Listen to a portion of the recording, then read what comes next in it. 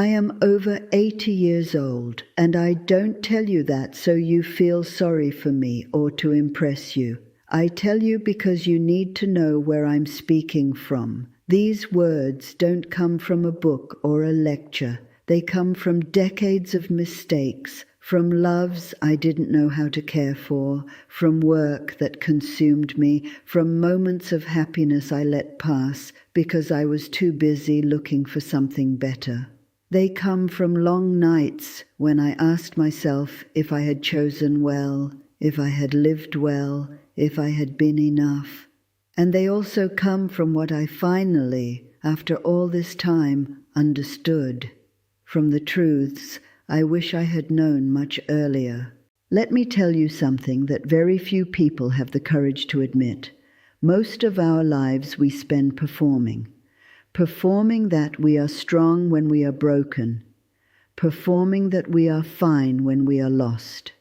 Performing that we don't care when we care about everything. And that performance has an enormous cost that isn't paid immediately, but over time, in silence, in the loneliness of certain early mornings, when the body can no longer run and the mind goes quiet, and suddenly everything you avoided feeling appears right there in front of you, waiting. I paid that cost. I paid it for many years. And if you are here listening to me, there is something in you that recognizes what I am talking about. There is something I learned too late about time, and that I wish you could truly understand, not just in your head, but somewhere deeper. Time does not wait. I know that sounds obvious. Everyone says it. But there is an enormous difference between knowing something intellectually and understanding it in a way that changes you from the inside. For years, I acted as if time were eternal, as if there would always be a tomorrow to do what I was putting off today. There would always be time to call that friend I had grown distant from. There would always be time to tell that person I loved them. There would always be time to be truly present in the lives of the people I loved. And one day I realized that time had passed anyway, with or without my permission. And many of those things never happened. And some of those people were no longer here, and some of those moments had been left behind forever. I want you to listen to this carefully. The time you didn't live doesn't come back. The conversations you didn't have leave a silence that no other conversation can completely fill. The people you loved and never told clearly carry that love with them when they go, and you are left wondering if they ever knew. I'm not telling you this to make you sad. I'm telling you because you still have time to do something about it. You can still choose differently. And that is an enormous privilege, even if it doesn't feel like it right now. I want to talk to you about work, because work was for decades the center of my life. And I don't say that with pride. I say it with the clarity of someone who can now see that time from a distance. For years, I convinced myself that working hard was the same as living well. That sacrifice was a virtue in itself, that if I tried hard enough, produced enough, achieved enough, then life would give me what I was looking for, and what nobody told me, or maybe they did, and I refused to listen, is that work can become a very elegant way of running away. Running away from yourself, from your own fears, from the difficult conversations, from the intimacy that frightens you, from the stillness that becomes unbearable when you are not at peace with who you are. I worked for decades believing I was doing it for the people I loved, and partly that was true. But it was also a lie I told myself. Because while I worked, the people I loved grew without me, changed without me, built their lives finding ways not to need me as much because I wasn't available to be needed. And that hurts in a way that has no precise name. It hurts when you see them as adults, and there is a distance between you that wasn't built in a single day. But in all those days when you were absent, believing your absence was a form of love. No professional achievement, however great, can fill the space left by neglected relationships. Imagine for a moment how many beautiful moments have passed in front of your eyes while you were distracted thinking about something else. How many special conversations never happened because your mind was somewhere else. How many laughs, how many hugs, how many small daily miracles disappeared without you truly seeing them. I spent too many years looking toward the future or toward the past, unable to stay in the present, unable to be where I truly was. And now I learn with the clumsiness of a beginner who arrived late to something they should have learned when they were young. Because happiness is not a destination, it is a practice. It is something you choose, not once but every day, in the small and ordinary moments that form the real texture of a life. It is in the morning cup of coffee when you allow yourself to be present and savor it without thinking about everything that needs to be done. It is in the real conversation with someone you love, when you allow yourself to truly listen and not just wait for your turn to speak. It is in the silent gratitude for the simple things, the sun, the air, the health that is sometimes taken for granted, the presence of the people you love. Happiness lives in the details that one learns to see or misses entirely when going too fast. Let me talk to you about love. Not the love from movies, the real love, the kind built over years, the kind that is sometimes silent and clumsy and complicated and beautiful in ways that are hard to explain.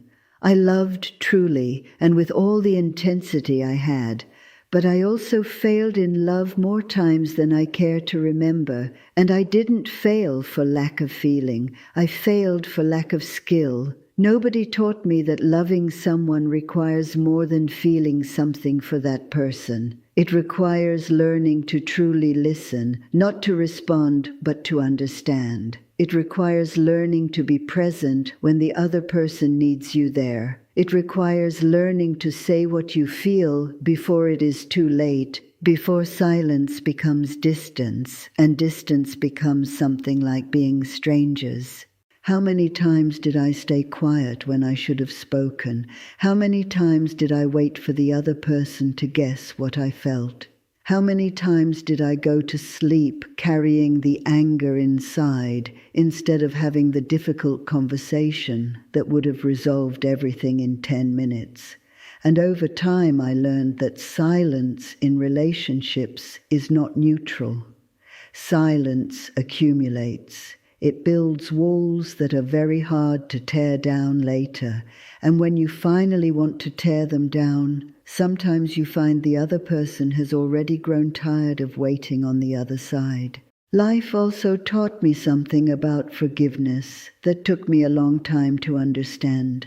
I held grudges for years. I clung to old wounds as if doing so was protecting me from something. And what I was actually doing was slowly poisoning myself, because resentment doesn't hurt the one who caused it. It hurts the one who carries it. Forgiving doesn't mean forgetting. It doesn't mean that what happened was all right. It means choosing not to let the past continue governing your present. It means releasing something you can no longer change in order to have your hands free to build what is still to come.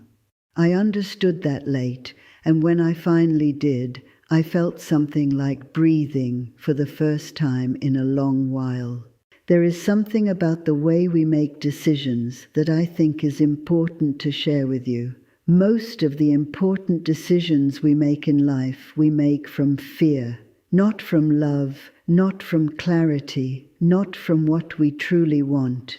We make them from fear of what others will think, from fear of failing, from fear of being alone, from fear of not being enough, And decisions made from fear rarely take us where we truly want to go. They take us where fear tells us we should go to be safe. And safety and a full life are not always found in the same place.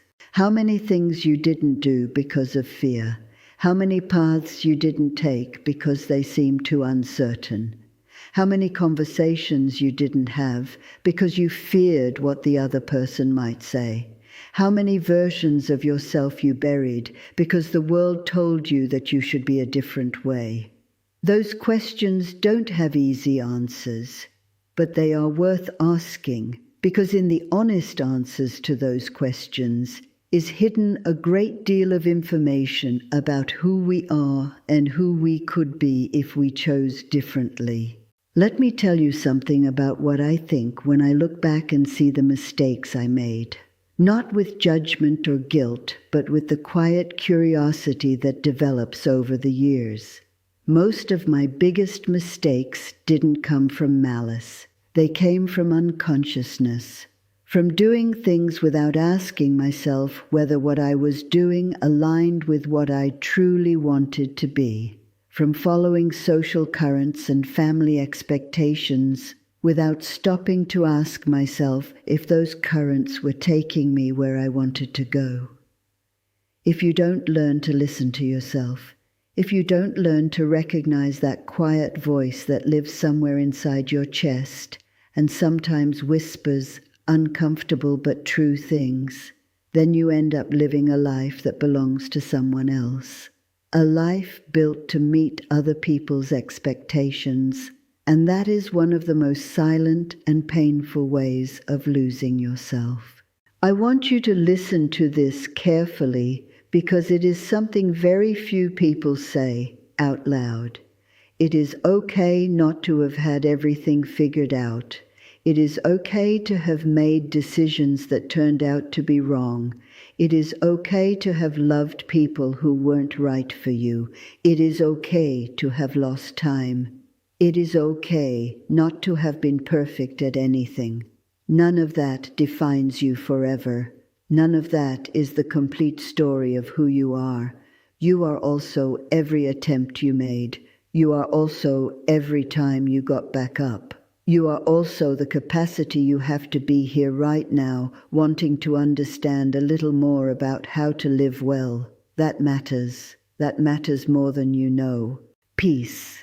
That is what I value most now, more than anything else, not the peace of someone who had no conflicts or difficulties, but the peace of someone who had them and walked through them and came out the other side with something learned. The peace of being well with who I am, despite everything I was and everything I was not.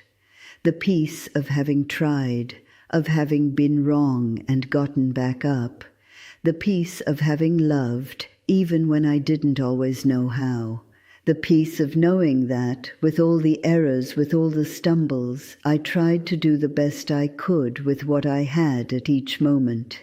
And that, at the end of the day, is all one can ask of oneself. I am coming to the end of what I wanted to say to you. And what I have left to say is perhaps the simplest and most important thing of all. Live. Truly live. Not the reduced version of life that fear permits. Not the version approved by other people's expectations. Not the version you postponed for when everything is ready, because everything is never going to be ready. Live the real life, yours, the one that comes from inside, the one that calls you to be more honest, more present, more loving, more courageous. Love well, not perfectly, because nobody loves perfectly, but with intention, with attention, with the willingness to say what you feel before it is too late. With the capacity to truly listen to the people you love, to truly see them, to value them while they are here, because the time they are here is always shorter than it seems.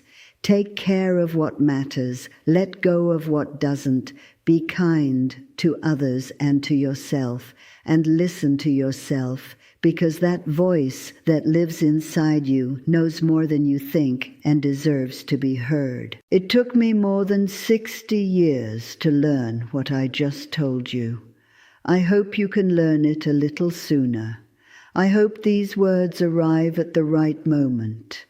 And I hope you remember in some difficult moment, in one of those nights when everything seems confusing, that it is never too late to start something that matters, that it is never too late to say what you haven't yet said, that mistakes are part of the path just as much as the right choices are, and that life, with everything that is difficult and beautiful about it, is worth living with an open heart.